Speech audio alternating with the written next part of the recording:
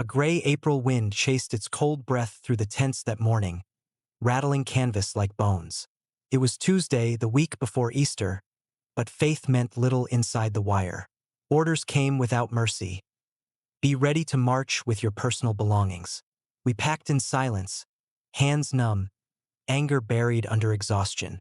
After the last round of filtering took our friend Brilla away, fewer than 500 of us non-commissioned officers remained. The field, dusty, fenced, half-beloved through habit, had become a sort of second home, and now we were leaving it without ceremony. Noon came. We waited at the gate, stomachs empty, patience thinner than the rain that needled our faces. Grumbling turned into laughter, laughter into threats to storm back to the tents. Then a voice cut through the wind. "Let's go!" shouted Turner, the brash American sergeant everyone called Bill H. The gates creaked open, and in ragged order we filed out.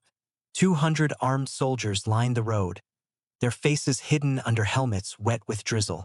Between them we marched south, a thread of defeated men slipping past Czechs, Poles, Austrians, Europe itself, all of it dressed in the same lost German field gray. No one jeered. The Americans watched us pass with the kind of silence that felt almost like pity. We reached the same highway where, months earlier, we had been beaten and captured. Now those same enemy rifles rode peacefully on shoulders. Even the French civilians, once full of vengeance, hardly turned their heads. Friend and foe entered Cherbourg together, equally tired of war. At the docks, 3 American transports waited, black hulls shining with rain. Guards barked for us to halt. A chill went through every prisoner. No one said a word, but every mind conjured the same thought. England? Or somewhere worse? Hands patted every pocket, confiscating knives, homemade razors, anything shaped like defiance. The guards flung the small treasures into the harbor. Then an officer boarded one of the ships, greeting the American captain like an old colleague. When he returned, his gesture sent us forward. A narrow gangplank led into the belly of a vessel named Thomas Marshall. I crossed it in silence. Steel swallowed daylight and replaced it with the hum of machinery. The air smelled of oil, salt, and soap. We were herded into a vast hold, an iron cavern lit by swinging bulbs. In one corner towered a mountain of cracker cartons, an unbelievable sight for men who had starved in French camps. A voice rang through loudspeakers. "Take as many as you want." For a heartbeat no one moved. Then everyone did. The mountain vanished faster than a snowdrift in spring. Laughter echoed where muttering had ruled for months. Order returned only when American guards stepped in, amused and faintly alarmed. Our sleeping quarters lined the walls. 5-tier bunks of metal pipe and canvas, each with a blanket and a life jacket meant to double as a pillow. In the center stood bolted tables and benches like a barracks mess. Nearby, a galley steamed with activity. Toilets and washrooms sat one deck lower, bare steel but clean, and already blessed relief from the filth of the camps. The ship impressed us, alien but efficient. At 5 o'clock, 2 guards took seats at the back of the room with rifles across their knees. 10 minutes later, they relaxed and set the weapons aside. When their captain came through with the ship's master, a stocky gray-haired man who smelled of tobacco and salt water, they saluted lazily. The officer inspected our quarters, nodded, and spoke in careful German. "No one here will go hungry. There are enough provisions for everyone." No grand speech since the surrender of France had ever drawn such applause. At 6 came the order to eat. We expected chaos. Instead, men lined up neatly, guided by hunger and sudden discipline. Each held a tin dish as steaming soup poured down a row of trembling hands. No one shoved, no one stole. When food is plentiful, greed loses its teeth. We ate until silence replaced talk. For the first time in months, faces shone with something close to peace. Under weak electric light for friends, Schultz, Siegfried, Hocker, and I, sat at a corner table sharing the strange quiet that always follows overstimulation. The buzz of the ventilators, the tang of seawater somewhere below our feet. So this is what it feels like to survive, I thought. They're taking us from Europe, I said finally. That's why the interrogations. We're still dangerous to them. Schultz rasped, his voice a gravel whisper. I'll tell you what's dangerous. Ending up in England. Let's hope they're taking us somewhere else. Hocker, ever the optimist, wiped soup from his chin. Not England. We're on an American ship. My guess? The crew's heading home on leave. Maybe we're tagging along. They could take me to the moon, I said. As long as the hunger ends there. Siegfried laughed quietly. At least they feed us. In France we would be starving still. Whatever happens, I intend to keep myself alive. That's destiny enough, to serve again if Germany ever needs us. He stood, scooping another handful of crackers before heading for the fading mountain of boxes. His confidence made me envious. I admired how simply he saw what I'd spent sleepless nights trying to reason through. The war was lost, but life, bare life, was not. By 10 that evening the floor shuddered under us. Without fanfare the Thomas Marshall slid out of Cherbourg harbor and into the fog. Through a porthole I glimpsed faint lights on shore, France disappearing like a candle flame in mist. Everything familiar, sinful though it was, sank behind steel walls and darkness. Ahead waited the sea, and beyond it some unknown shore. Sleep came in fits, tangled with dreams of explosions. In one dream grenades burst around my trench until a calm voice murmured, "Come, helmet, wake up, the coffee's getting cold." Siegfried's grin replaced the memory of battle. "Were you at the front again?" he teased. I rubbed the dent on my forehead left by the life jacket I'd used as a pillow. Around us ventilators hummed like faraway aircraft. The ship was still, too still. Rumors of England. "Is this can going dead?" I muttered. "Standing still, yes," Hocker smiled. "Anchored, not dead." Fear gripped me. "Then we're off England already." Schultz shrugged, unbothered. "So what? You idiots. If they unload us in England." "Helmet," he interrupted. "Drink your coffee. They say we're waiting to join a convoy. We'll sail tonight." Relief washed over me, thin but real. After washing, we learned the next privilege through crackling speakers. An hour on deck in groups of 100. 8 o'clock sharp the door opened. A wave of men poured up the narrow steps into sunlight. Fog clung to the water, but through it, gray and solid, rose the cliffs of England. For many it was the first time seeing their enemy's island. For others, perhaps the last. The ship vibrated with murmured excitement. Guards and prisoners stood shoulder to shoulder at the rails, sharing the same rhythm of the sea. Siegfried rocked at my side. "So, helmet, how do you like naval life?" "Better than cleaning latrines in Cherbourg," I answered. He laughed, the wind stealing half his voice. For an hour we were tourists on fate's cruise. Then came the order to go below, and the iron door swallowed us again. By late afternoon we'd resumed our small rituals. Coffee in tin mugs, joking about the newfound abundance. Even Schultz, usually suspicious, admitted the Americans were funny people. They can kill you or feed you, and never know which act is kinder. He told a story about capture. An American who brought him chicken soup so rich it nearly made him weep, then another who kicked the bowl from his hands minutes later. "I waited 3 days for the next meal," he said, and chuckled darkly. "Eat now," Siegfried advised. "Build reserves. The fat on our ribs may have to keep us alive later." So we ate. Soup, bread, crackers, coffee until our bodies, accustomed to famine, refused more. By 8 the engines roared, and Thomas Marshall lunged into the Atlantic. "Farewell, Europe. May God protect you." The next morning whistles blared. We were mustered on deck for a lifeboat drill. Mist veiled the world, but out of it emerged silhouettes of other ships, dozens of them steaming west. Our convoy, an armada the sea would either spare or devour. An American petty officer barked through an interpreter. "In emergency you look after yourselves. Learn which boat you belong to. No one will wait for stragglers." His casual tone chilled me more than the wind. When the drill ended, Schultz leaned close. "If Admiral Donitz sends his wolves, we're finished." "Not worth a torpedo," I said. "This is just a Liberty transport." Still, He looked toward the horizon as if expecting periscopes to bloom from the waves. Before nightfall, the convoy spread across miles of gray water, ships weaving slow zigzags like dancers invoking luck. Siegfried watched the pattern with fascination, explaining how each turn confounded submarines. His rust-colored hair whipped in the gale. "It'll be rough tonight," he said. "The older ones will pay for the adventure." He was right. The ocean began its cruel dance. The deck rose, hung, and fell with stomach-dropping grace. Salt spray slapped faces raw. Within hours, half the hold reeked of sickness. The first wave drenched Schultz. He cursed, then leaned over the rail. Moments later, I joined him. The ship heaved like a drunken animal. Laughter and retching mixed in equal measure. Even guards lost their composure, their rifles abandoned for rags and buckets.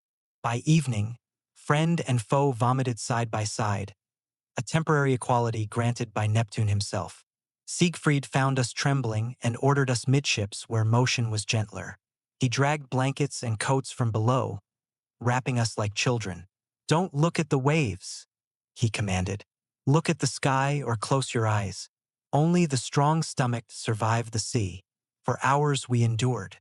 Around us men slid across decks slick with seawater and bile. Somewhere one joker yelled, "When the brown ring comes up, swallow it again." A chorus of weak laughter broke, proof that humor, too, was indestructible. When the captain announced a coming storm, number 10 seas, waves high as houses, resignation replaced fear. Hocker, the ship's volunteer cook, issued each of us an empty biscuit tin and a full one. One for sustenance, the other for survival. The Thomas Marshall groaned through endless nights. Rain hammered metal. Thunder and engines blended into a single roar. Oxygen turned to soup, thick with oil, sweat, coffee, and vomit. Tables and crates clanged like church bells. We learned that humanity's most complex creation is still helpless against moving water. Then, in that chaos, news spread like lightning. The President of the United States is dead. Roosevelt, the man who had commanded this war from 40,000 feet above, gone. For a moment, even the storm paused in our minds. No one cheered, no one wept. We were simply too seasick for history. At 3 a.m., orders rang to put on life jackets. The ship took a hammering blow that sounded like the world splitting apart. Panic surged, men pounding the bulkhead to reach the deck, until a voice over the speaker calmed us. The bow had merely slammed down on a massive wave. No reason for excitement. 5 hours later, the sea quieted. When morning armed itself with sunshine, the Thomas Marshall emerged bruised but unbeaten. April 14th. Calm seas, clear skies. Schultz and I dragged ourselves on deck, weak but alive. Sunlight glittered on an ocean that felt infinite and forgiving. The convoy reformed, silver ships gliding westward like migrating birds. Hocker helped serve breakfast to American crew, smuggling us bread rolls and jam from their table. Siegfried scrounged condensed milk and announced, "You see, gentlemen, every empire has its saints. It just calls them cooks." We laughed. For a morning, everything was human again. Behind us, Europe shrank into memory. Before us lay the Atlantic, flat, shimmering, and unknowable. As I leaned over the rail, I whispered a goodbye no guard could hear. Whatever waits in the new world, it cannot be worse than what we leave behind. The sea has moods like people. Morning after morning, it shows us a different face. Today, it broods under low gray clouds, the horizon barely a line. Spray flicks across the rail and beads clink on my coat like glass. Even the gulls that followed us from France have vanished. Mid-morning brings another drill. Sirens bark through the corridors and the interpreter's nasal German orders us topside. Emergency practice. Learn the lifeboats. We shuffle onto deck, wrapped in greatcoats that smell of sweat and metal. The officer at the loudhailer looks far too young to command so many frightened men. He speaks first in English. The interpreter echoes in German. "No one will come back for you. Know your boat, know your station. When the signal sounds, you save yourselves." He's right, of course. Out here, no one rescues prisoners. When the exercise ends, Schultz mutters, Now all we still need is Admiral Donuts to send us some torpedoes. I answer, they'll aim for the big prizes. We're not worth the steel. He studies the gray water. Maybe, but they're my brothers out there. If they find us, imagine that. I picture a periscope rising like a thin crucifix and shiver. By noon, the fog thins to show what our convoy truly is. An armada stretching from one horizon to the other. Freighters, troopships, tankers, all crawling west in the same broken rhythm, escorted by tiny destroyers darting alongside like watchdogs. Every ship zigzags the same way, Siegfried explains, leaning on the rail like an expert mariner. No straight path means no easy shot for submarines. He sniffs the wind, squints to the north. Bad weather coming. You can smell it. He's right again. Within hours, the first rain hisses across the deck. The Thomas Marshall begins her dance anew. Noses lift and fall, plates slide, stomachs revolt. Schultz grips the railing and vows never to sail again. The Navy can have the ocean, he growls. The devil invented it. Siegfried laughs, hair aflame in the wind. Soon half of them will empty their guts. Watch and learn. He doesn't have to wait long. The rows of men along the rail bend one by one like dominoes. The smell becomes unbearable. I join their number before sunset. The sea takes everything from us except the will to breathe. There is no nationality in seasickness. Americans, Germans, guards, cooks. Everyone leans over together, slaves of the same invisible tide. Guns are forgotten. Buckets become shared treasure. Somewhere in the chaos, an American guard shouts in disgust, Jesus, they got more inside them than out. Siegfried appears between waves of nausea carrying blankets. Midships, he orders, hauling Schultz and me by our sleeves. We collapse against a metal toolbox where the motion is gentler. Look straight ahead or close your eyes, he tells us. Don't stare at the waves. That way lies madness. He tucks a coat around me with paternal impatience. For hours we sit like statues, hearing only the ocean's animal breathing. Around us sounds of retching fade into silence, as if even misery tires. Night swallows the world. The wind climbs from whistle to scream, the ship trembling under each punch of water. The captain's voice booms over the intercom. Prepare for storm seas, size 10. Secure all below decks. 10? What does 10 mean except bigger than we've ever known? Below, Hawker distributes biscuit tins like doctor's prescriptions. One empty, one full. Choose wisely which you use first. When the first wave breaks over the bows, the sound is like a cathedral collapsing. Everything loose becomes a weapon, tables, cups, canteens. The air fouls itself. Oil mixes with vomit, soup with fear. Schultz lies pale as chalk, fingers dug into the bunk frame. If there's a God, he groans, he must hate sailors. No one laughs. Somewhere in the hold someone begins reciting the Lord's Prayer. Another interrupts with curses. Sea and thunder drown both. At 3 a.m. a detonation shakes the ship so hard I'm thrown against the wall. Torpedo. Men scream, stampede toward the stairs. Fists hammer the bulkhead door. My lungs pinch tight as tin. Then comes the calm, mechanical voice over the speaker. Attention. No danger. The bow lifted clear and struck down on a heavy wave. Repeat. No danger. 5 hours, the voice promises, and the storm will pass. 5 hours feel like 5 eternities. We crawl back into dripping bunks, ashamed of the panic that moments ago defined us. Outside, the sea continues roaring, the indifferent sermon of nature to mankind. By morning, light filters through the hatches. The Thomas Marshall still lives. At last, the horizon glitters. Sunshine lays gold across the convoy. We crawl out, exhausted, half-human again. The ship's rails dry in warm wind. Hawker brings us bread rolls pilfered from the Americans, thick with jam. Breakfast a la Liberty ship, he proclaims. Siegfried steals condensed milk to match. The sweetness tastes like peace. We sit together, Schultz, pale but upright, Hawker cheerful, Siegfried irreverent, and try to make sense of the days just past. Now that we've lived through sea's revenge, Siegfried says. Perhaps she'll forgive us everything on land. Schultz grimaces, hands trembling. Forgive? Ah, I'd rather curse her. He looks fragile, hair streaked with new gray. Pity tightens inside me. War aged us all.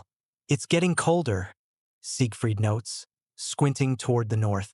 That means Alaska, Schultz growls, bundling his coat around a shiver. You're wrong, Siegfried answers with mock authority. We're northeast of Boston. Maps hang right outside the officers' quarters, you can check. Boston, Alaska, what do I care?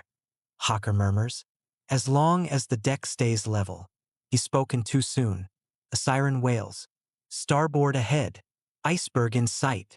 Within minutes prisoners and guards flood the rails. Far off a white pyramid rises from the sea, sunlight flaming across its sides. Iceberg. The word races through the crowd in half a dozen languages. It looks like frozen moonlight, majestic and ominous. New tongues awaken. Stories of Titanic reheated in every accent. An English luxury ship, with the richest people aboard. And the captain, inspired by love or madness, steered her straight into it. I can't resist. Perhaps he was tired of first class. Laughter ripples through the huddle, even as we stare enthralled. Two smaller peaks appear behind it, pale monsters drifting south from Greenland. For all our fear, the sight hypnotizes us. Men who once braced against air raids now gape like children at a mountain of ice. For a fleeting moment, this war at sea feels like a voyage of discovery. Day follows day, calmer now. The convoy cuts through the Atlantic beneath skies stripped clean by wind. At sunrise, dolphins join us, gray backs slicing the surface beside our hull. Men lean over tossing crackers and biscuits. The dolphins leap, catching our gifts, sleek as laughter. Hocker names one Francie. Others christen their favorites, Hans, Latte, Churchill, proof that imagination never surrenders. Even the guards smile. Feeding the dolphins becomes morning ritual, proof that kindness can survive captivity. Leaning on the rail, I watch the silver arc of a tail slap the water and vanish. For a heartbeat, the ocean looks generous again. Then a familiar voice behind me cuts through my thoughts. Well, Helmet still dreaming? This Dr. Braun, my old philosophy teacher, his cap crooked, his false teeth clicking with every word. Alive, Professor, I answer. The mind may drown, but the body floats. He laughs. The main thing is that we still discuss metaphysics in the middle of the Atlantic. He tosses a biscuit to the dolphins. They're the first living things we've seen in weeks. I envy their peace. Schultz joins us, still pale. He mutters about danger, unmarked ships as easy prey. Braun's humor fades. Quite right.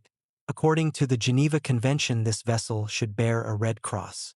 But America ignores such technicalities. He leans closer. I once inspected a British POW camp. The Germans treated them decently, at least when visitors came. Now we shall see what justice looks like on the other side. Siegfried can't resist needling him. Did those English have a brothel too? Dr. Braun winces. Still the jester, Herr Siegfried. Their argument dissolves as a new gust darkens the sea. The horizon bruises to black. The wind's shifting, Siegfried says, eyes narrowing. We'll have another one tonight. I look at Schultz, who already stares hollow-eyed toward the waves. He mutters, if I vomit again, I'll throw up my soul. Siegfried grins. I'll bring delicacies to keep them company. We retreat below before rain starts. The galley shakes while Hocker tries to hold coffee pot steady, half the brew splashing over his boots. Soon dishes fly. Officers secure hatches. The familiar roar resumes. I crawl into my bunk as thunder rolls above the steel shell. Between crashes, I can hear the rhythm of engines, the heartbeat of our floating cell. Outside, the storm has the voice of judgment. Inside, some fool begins singing a lullaby to mock the fear. He doesn't finish. The next lurch throws him off his feet. Dawn finds us still alive. The Thomas Marshall, battered but unbroken, noses west on calmer water. Every bolt seems to sigh with relief. Hocker streaks flour on his cheek like war paint, insisting on celebrating survival with real coffee and sardines smuggled from American stores. Breakfast of victors, he proclaims. We eat sitting cross-legged like children in a fort. Sunlight spills through the open hatch, pale and new. A messenger shouts down the corridor, "Convoy safe. Landfall in 2 days. 2 days. 2 days until whatever fate waits on the other shore." The word America passes through the hold like a prayer and a threat at once. I rest my head against the iron wall, feeling the hum of engines through the metal. Somewhere above, dolphins leap again, their effortless grace mocking our clumsy hope. No one speaks. The sea has one more secret to share, and we ride its patience westward. By the next morning, the Atlantic has humbled itself again, flat and silver beneath a lid of low clouds. We move through it gently now, as if the storm never happened. The air smells clean, empty of gunpowder and sickness. For the first time since Cherbourg, I dare to believe we might actually reach another shore. The mess line winds lazily around the galley. Hocker hums while he wipes soup from the tables. Siegfried lounges nearby like a cat on watch. Schultz stares at nothing, his face drawn tighter with every mile. I finally ask what he's thinking. About nothing good, he admits. We outran death, only to stand in front of it again, on land, in a foreign tongue. He breaks a cracker in half with delicate hands turning gray at the knuckles. Siegfried studies him. You're tired, old friend. When we touch American soil, perhaps you'll rest. Schultz smiles faintly. Rest has never belonged to soldiers. Afternoon. The breeze grows sharp. By 2 o'clock the deck tilts gently, the ship answering some far-off command from the wind. Storm again, Siegfried says with theatrical sadness. He always names it first. Then, almost cheerfully, well, my delicate-stomached friends, dinner in the bunks today. Hocker's bringing delicacies. He brings instead a pot of thick coffee and tinned beef. We eat while the hull begins its rhythmic protest, metal groans echoing like a giant sigh. Outside, sailors run ropes across the deck, anchoring everything not already nailed down. By evening, coffee cups are flying. Every roll sends spoons clattering to the floor. The rain hammers the steel like machine gun fire. I cling to my bunk and wait for the sea to make up its mind about us. The morning is calmer, deceptively so.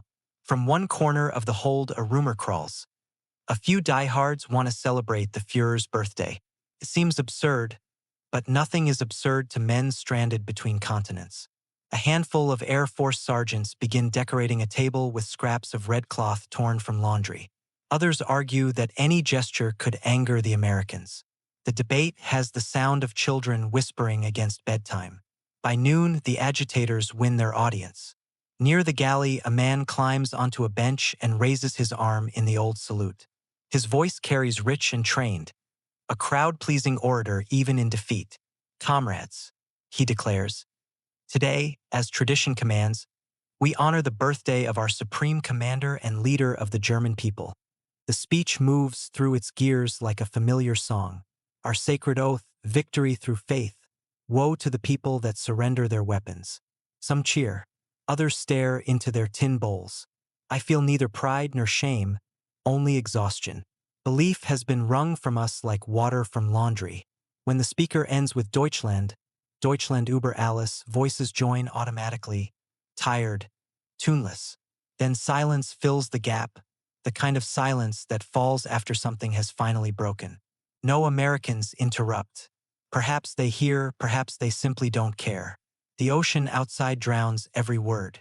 Rain returns with vengeance, a final exam for our endurance. For 3 days wind and water batter the ship without pause. The Thomas Marshall cleaves through waves like a blunt knife through bone. The metal screams around us but never yields.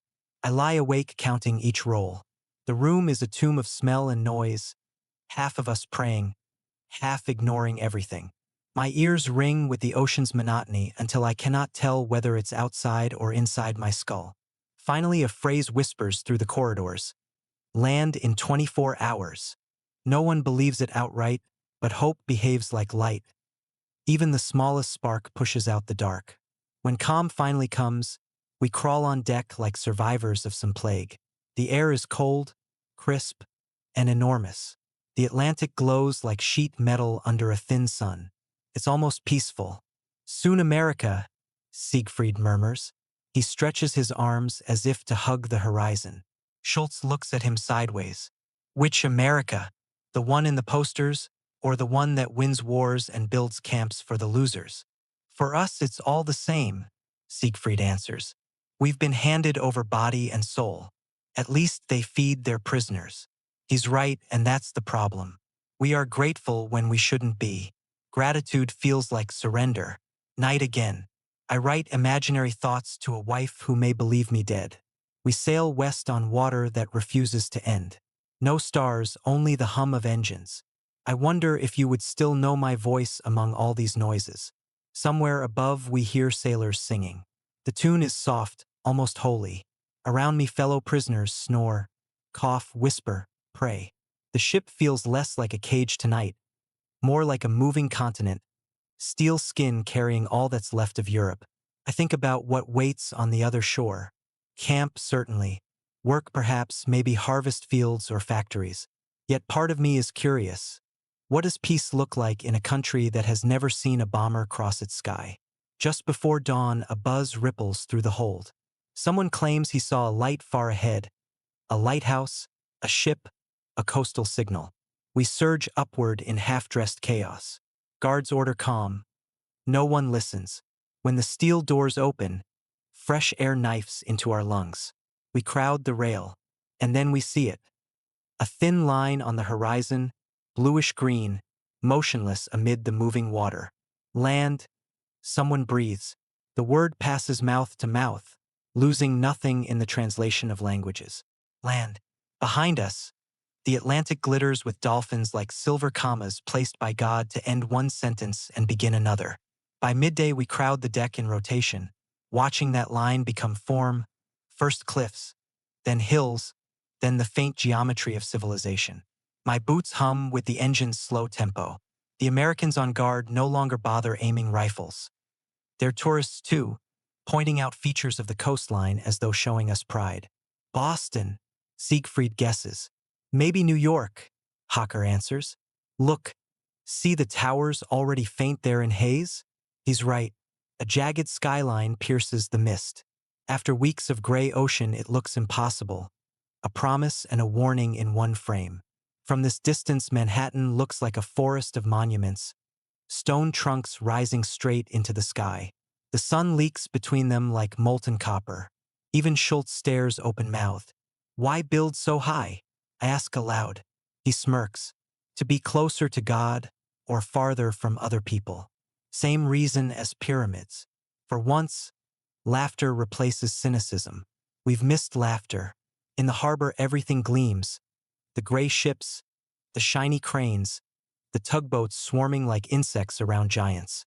As we glide past a small island, everyone falls silent.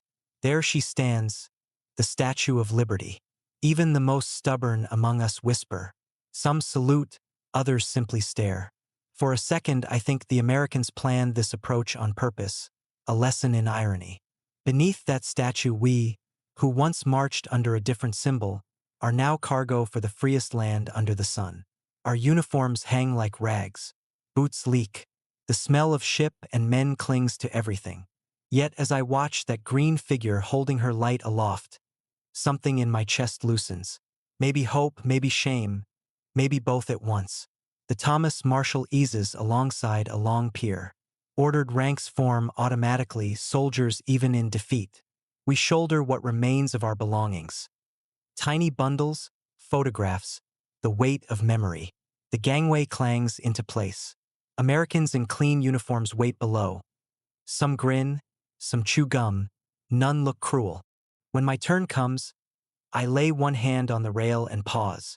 Sea breeze becomes city smell, diesel, smoke, baking bread somewhere unseen. Behind me, the Atlantic murmurs like a door closing. Go, a guard says, not unkindly.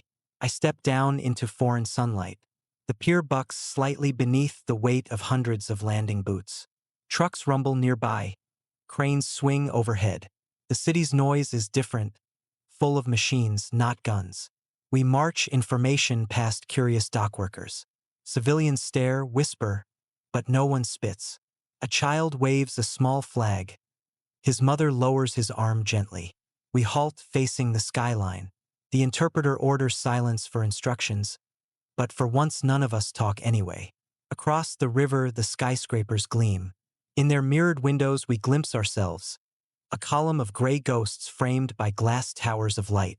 Why build them so tall? I ask again, softer now. Schultz answers after a pause. Because they're free to. Look at them. They challenge heaven itself. Siegfried shades his eyes. They reach up so the whole world can see. I think of the long road from Cherbourg to here, of rain, crackers, storms, vomit, old songs. And now this New York, burning gold under a peaceful sky. Behind us sailors coil ropes, shouting in accents strange and sharp. Before us stretches an unknown nation. Between the two we stand, our future balanced like a coin between thumbs. That first night ashore passes in a blur of transport orders, medical checks, interrogation forms. Barbed wire waits even here. America keeps its camps tidy. Yet the rooms smell of soap, not sewage. The cots have clean sheets. Dinner is hot. Some of us cry into our food. Later, lying in darkness, I listen to the silence beyond the walls. A silence made of peace, not fear. Somewhere far behind, Europe still burns, but the sound can't reach across an ocean. I imagine the Atlantic wind sweeping through those empty bunks aboard the Thomas Marshall. Maybe tomorrow another ship will use them. Maybe next time it will bring men home instead of away. That first step onto American soil felt heavier than I expected, as though gravity itself changed at the border between sea and land. My boots sank slightly into puddles on the pier. The drizzle had followed us even here. Behind me the Thomas Marshall moored obediently, flags snapping in the wind, her gray flank streaked with salt. For weeks she had been our world, and now she looked suddenly small, like a discarded shell. Trucks idled nearby, coughing out blue smoke. One by one we were counted, herded, divided again. The guards hardly spoke. Their faces were clean, calm, expressionless. The war existed only in our uniforms, not in theirs. A sergeant with a clipboard asked each man for name, rank, serial number. When it was my turn, he eyed my tattered jacket and smiled a little. "You guys had quite a trip," he said, scribbling. "Welcome to New York." "Welcome," he said, and meant it the way Americans mean hello, not home. Still, the word warmed something cold inside me. We marched through the docks in calculated order, past cranes that loomed like dinosaurs frozen mid-bite. Workers paused to watch. Some waved slightly, others simply gawked. I caught sight of the Statue of Liberty again between the warehouses, green and ghostly through mist. Her arm was raised as if to keep balance in the wind. Buses waited for us beyond the fence. Their diesel breath hung in the air. As we climbed aboard, the smell of clean upholstery and cigarette smoke mixed strangely with our damp uniforms. The ride through the city lasted less than an hour but felt eternal. No one spoke. Traffic surrounded us, a living pulse of cars, trolleys, and pedestrians under billboards shouting victory bonds and Buy American. Everything moved with purpose, without fear. I realized that for these people, the war was already something that happened elsewhere. We arrived after sunset at a facility ringed by barbed wire but lit like a stadium. Signs on the gate read U.S. Army Prisoner of War Camp Number 12. The ground was dry gravel, raked clean. Watchtowers stood at corners, not menacing but formal, like punctuation marks to remind us where sentences ended. Inside were rows of wooden barracks, disciplined as soldiers themselves. The interior smelled of pine, soap, and unfamiliar hope. Cots with real blankets waited in neat rows, each one assigned to a number we now carried on cardboard tags. There were washrooms with warm water, a mess hall, even a medical tent stocked with supplies that looked new. "You may move freely within the wire," an American lieutenant explained through his accent. "Work will be assigned later. No punishment for being German. Just follow the rules." It was the most civilized captivity imaginable, and that, somehow, made it stranger. That night, After medical inspections and piles of paperwork, hot food appeared. Mashed potatoes, sausage, bread still soft at the crust. The hiss of steam rose from each tray. Some men ate until they wept, the body remembering comfort the mind had long ago dismissed as fantasy. I lay on my cot afterward, staring at the rafters. The wooden beams formed a triangle above my head, the same geometry as a church, but this chapel had no altar, only sleeping sinners.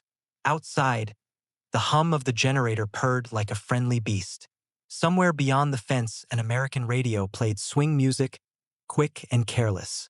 Hawker murmured from the cot beside me, "At least the rhythm's better than the marching songs." Siegfried laughed softly. "If this is prison, I could serve a long sentence." Schultz said nothing. His breathing was rough, congested, the worn lungs of a man who'd shouted too many orders and swallowed too much sea air. Sunlight slanted through window slats, drawing golden bars across the floor. The mess bugle called us to breakfast. We lined up automatically. War had trained us too well for cues. Today's menu: oatmeal, milk, jam, and promises. The food tasted neutral, filling without flavor, but to us it was feast enough. Afterward came work assignments.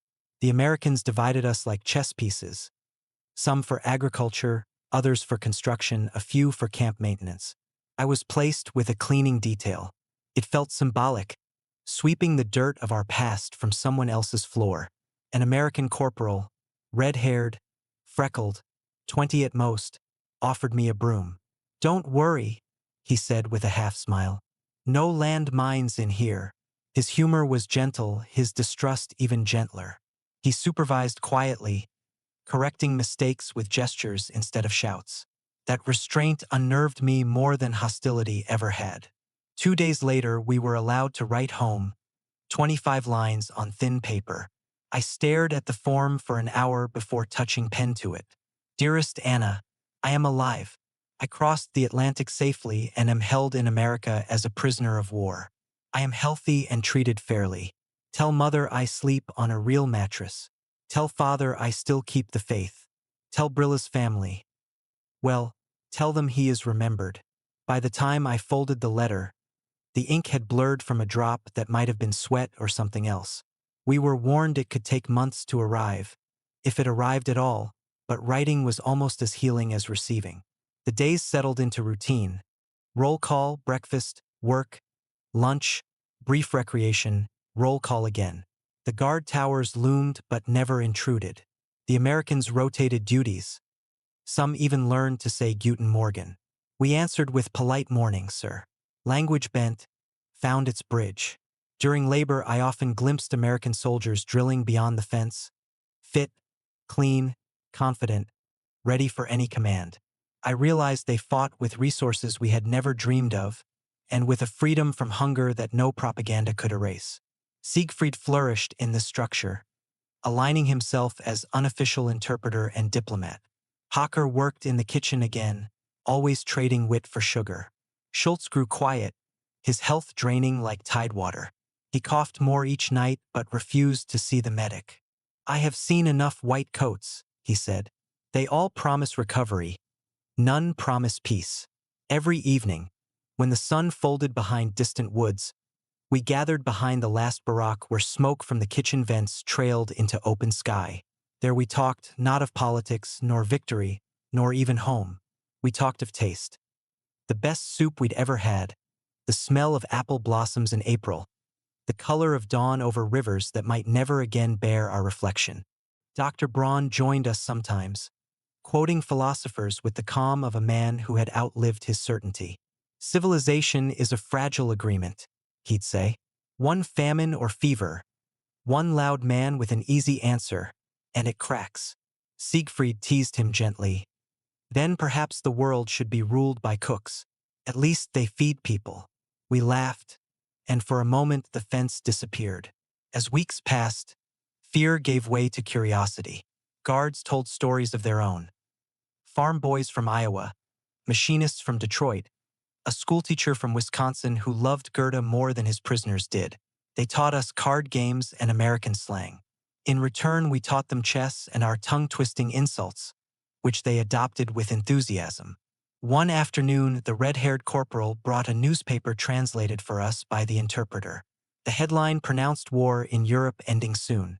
Beneath it, dates and places, cities both ruined and liberated. Berlin mentioned in every paragraph. "Looks like it's over for you fellas," he said without malice. Over. The word echoed until it lost meaning. The thought that a war big enough to swallow the world could simply end felt impossible. That night half the camp hummed with quiet conversations, some hopeful, some frightened of what peace might demand. Schultz said nothing. When I found him seated alone, he was staring at his hands as if they no longer belonged to him. "What will we do now?" I asked. "Pray that our children never grow up learning to dig trenches," he answered. A week later, Siegfried burst into the barack waving a document. "Work program assignments. Some of us go to farms in the Midwest. Open fields, decent food, no guards with rifles every 5 steps. America's giving us vacations," Hocker joked. Siegfried beamed. "We earn money too, credits, they say. When we return home, exchange rate." Schultz coughed hard and smiled drily. "Home, assuming there is one." Silence pressed down after that. The word home had become a myth we couldn't prove. Still, the next morning we filed onto trucks heading toward unknown barns and fields. I stayed behind, cleaning detail again, watching dust swallow my friends. Their laughter faded like the echo of another season. Summer arrived fast, heavy with heat and insects. Cornfields shimmered beyond the fence. We heard the buzz of farm machinery and the distant whistle of trains that belonged to freedom. Inside, we built gardens. Prisoners coaxed tomatoes and beans from the American soil, treating each seed as a declaration that life continued. Guards brought us music on portable radios. Swing tunes slipped between the barracks like cheerful ghosts. Evenings smelled of coffee and tobacco instead of fear. Occasionally new groups arrived. Men captured later in the war, hollow-eyed, some barely 20. From them we learned of Germany's final collapse, of cities bombed into dust, of Hitler dead by his own hand. Siegfried returned that week, his tan mocking our pallor. "The farm folk fed us pies," he bragged. "The war's over." He said it the way one might say, "Summer's over." Hocker laughed until he cried. Schultz only nodded, too tired to celebrate. By autumn, rumors of repatriation filled the camp. Names were listed, crossed out, rewritten. The Americans built larger gates but opened them less often. Patience and impatience became the same thing. I found comfort in work, scrubbing tables, mending nets, keeping hands busy so thoughts would stay still. Some prisoners drifted into despair, others into study. The U.S. Army even provided English lessons. Dr. Braun lectured in them once, his irony intact. "Imagine, gentlemen, they educate us so that we may argue with them properly." Schultz grew weaker. One evening he didn't appear for roll call. We found him still on his cot, eyes closed, his expression more peaceful than I'd ever seen. The camp doctor declared heart failure. The guards lowered their heads. We built a small cross outside the fence. The Americans allowed it. A soldier from Texas recited a psalm in English. I translated roughly for the others. The wind blew warm across the wires, carrying the words to heaven in 2 languages. Months later, my first letter from Europe reached me. The envelope was worn, the ink faded, but the handwriting, Anna's smooth, serious curves, was unmistakable. "My dearest Helmut, we are alive. The town is half ruined, but the roof still over us. Your mother prays daily for your return. I teach at the little school again. The children are thin, but they laugh. Do not worry for us. You must eat and come home. Home." At last, it was not a myth but a direction. Winter melted early that year. On a gray morning, our camp commander gathered us information. The interpreter read the order. By midsummer, all prisoners would be processed for return to Germany. The remaining months would be spent preparing medical checks, paperwork, inoculations. The crowd remained silent for a long time. You would think freedom would draw cheers, but none came. We had learned to distrust good news. Yet underneath that wary quiet ran relief so strong it hurt. That evening, the red-haired corporal who had first handed me a broom found me sweeping the roadway. "Going home soon," he said. "You'll miss our American coffee." I grinned. "Maybe, but I have a wife who makes better." He tipped his helmet. "I hope you find her." In our final week, I stood by the fence watching the sunset bleed into the horizon. The guard towers were silhouettes now, more ceremonial than threatening. Behind me, the barracks murmured with packing and arguments about what to take: a letter, a spoon, a fragment of American newspaper. Siegfried came to stand beside me. "Strange," he said, "to spend so much time dreaming of going home, and now I'm afraid of it." I nodded. "Maybe that's what peace is, learning to live with your own fear." He chuckled. "Then at least we're experts." The loudspeaker called lights out one last time. Inside the barack, the beds creaked. The air smelled of soap and wood. I lay awake counting the boards above me, listening to the faint hum of the generator outside. 50 men breathed in rhythm, the same rhythm that had carried us across the ocean. Before dawn, the trucks rolled in. We climbed aboard in silence, each lost in private inventory, regrets, belongings, questions too large to ask. The convoy moved east toward waiting ships.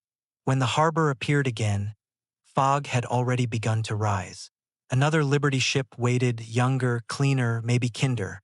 I looked back once more at the glittering skyline of New York, its towers catching first light. America, the land that fed its enemies, receded behind us. Europe waited, weary, divided, but ours. Now, years later, I can still feel the steady pulse of that ship beneath my feet, the way the sea turned from monster to cradle. The voyage broke something open inside me, not merely despair but an understanding that survival is not victory, and defeat sometimes teaches better lessons than triumph. We had seen what obedience can do when divorced from conscience. We had lived long enough to learn that even enemies can be decent if allowed to be human. It took an ocean to teach that. When I think back on the Thomas Marshall, I don't remember the storms first. I remember the laughter over crackers, the dolphins racing beside us, the officer who promised no one would go hungry. Small mercies, floating between wars. Someday, perhaps, someone will read these recollections not as confession but as warning.